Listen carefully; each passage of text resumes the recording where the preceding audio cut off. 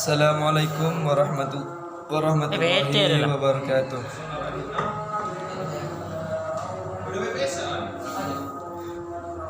Nama saya Muhammad Hakim. Saya akan menerangkan hakikat belajar dan pembelajaran. Istilah pembelajaran sudah dimulai dikenal luas dengan masyarakat, lebih-lebih setelah diundangkannya Undang-Undang RI Nomor 20 Tahun 2003 tentang Sistem Pendidikan Nasional, yang secara legal formal memberi pengertian tentang pembelajaran dalam satu butir 20 pembelajaran, yaitu yang diartikan sebagai proses interaksi seperti didik dengan pendidik dan sumber belajar pada suatu lingkungan belajar. Dan pengertian tersebut terdampak bahwa antara belajar dan pembelajaran satu sama lain memiliki keterkaitan substantif dan fungsional. Jenis-jenis belajar berkenaan dengan proses belajar yang terjadi pada diri siswa pada tahun GIGNI 1985 mengemukakan 8 jenis belajar. Kedelapan jenis belajar tersebut adalah: 1. Belajar isyarat. Yang kedua, belajar stimulus atau respon. 3. Belajar rangkaian. 4. Belajar osiasi verbal. Yang nomor 5, belajar membedakan. Yang nomor 6, belajar konsep. Yang ketujuh, belajar hukum atau aturan. Kedelapan, belajar pemecah masalah. Konsep pembelajaran.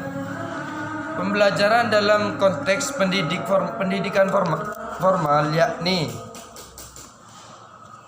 yakni pendidikan di sekolah, sebagian besar terjadi di kelas dan lingkungan sekolah.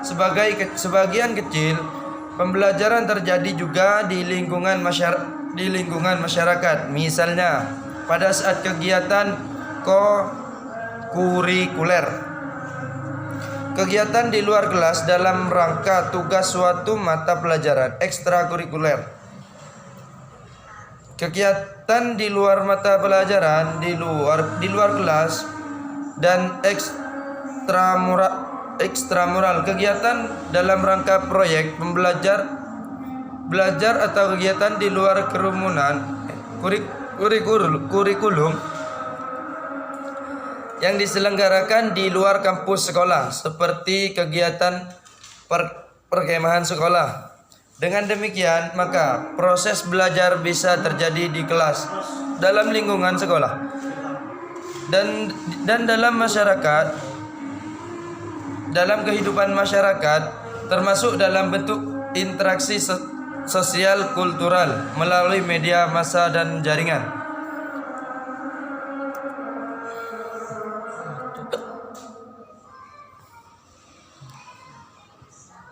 Model perkondisian operan dari B.F. Skinner dalam mengembangkan strategi pembelajaran di kelas. Model ini memiliki langkah-langkah pokok, yaitu langkah pertama atau menganalisis lingkungan kelas yang ada saat ini. 2. Perilaku positif. Langkah kedua, mengembangkan daftar penguasa potensial. Langkah yang ketiga, memiliki urutan perilaku.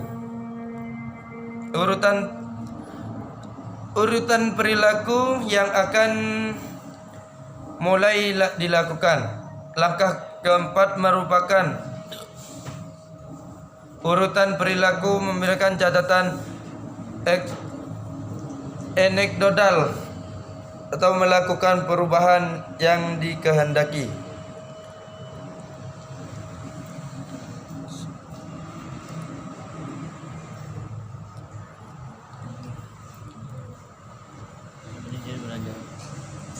Jenis-jenis belajar yaitu satu, belajar isyarat.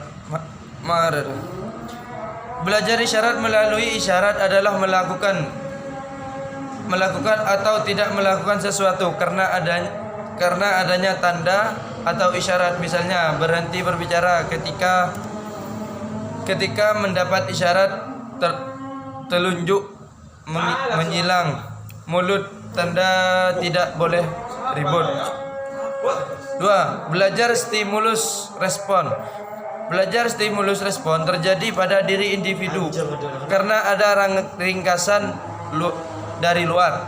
Misalnya memandang pola ketika dan ada bola di depan kaki. Yang ketiga, belajar rangkaian. Belajar rangkaian terjadi melalui perpaduan berbagai proses stimulus respon. Yang keempat, belajar asosiasi verbal. Belajar asosiasi verbal terjadi bila individu telah mengetahui sebutan bentuk dan dapat mengungkapkan makna yang bersifat verbal. Yang nomor 5 yaitu belajar membedakan. Belajar membedakan di sini diskriminasi terjadi bila individu berhadapan dengan benda, suasana dan pengalaman yang luas, dan mencoba membeda-bedakan hal-hal yang jumlahnya banyak. Itu misalnya membedakan jenis tumbuhan, jenis tumbuhan atas dasar urat daunnya. Nomor 6 yaitu belajar konsep.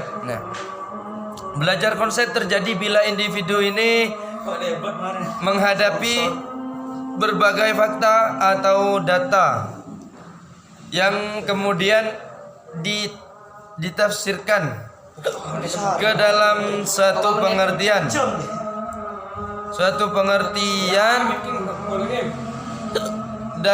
pengertian atau makna yang abstrak. Yang nomor 7, belajar hukum atau aturan. Belajar aturan atau hukum terjadi bila individu ini menggunakan beberapa rangkaian peristiwa atau perangkat data yang terdahulu atau yang diberikan sebelumnya. Yang nomor 8, belajar pemecah masalah. Ini yang patut kita tiru. Belajar pemecah masalah ini terjadi bila individu menggunakan berbagai konsep atau prinsip. Prinsip ini menjawab suatu pertanyaan. Misalnya, mengapa harga bahan bakar minyak naik? Mengapa minat masuk perguruan tinggi menurun? Proses pemecahan masalah berbagai jamak dan satu sama lain saling berkaitan. Cukup sekian dari saya, hanya ini yang dapat saya sampaikan. Jika ada kekurangan, itu kebodohan dari saya. Jika ada kelebihan, itu semata dari Allah. Cukup sekian, terima kasih. Assalamualaikum warahmatullahi wabarakatuh.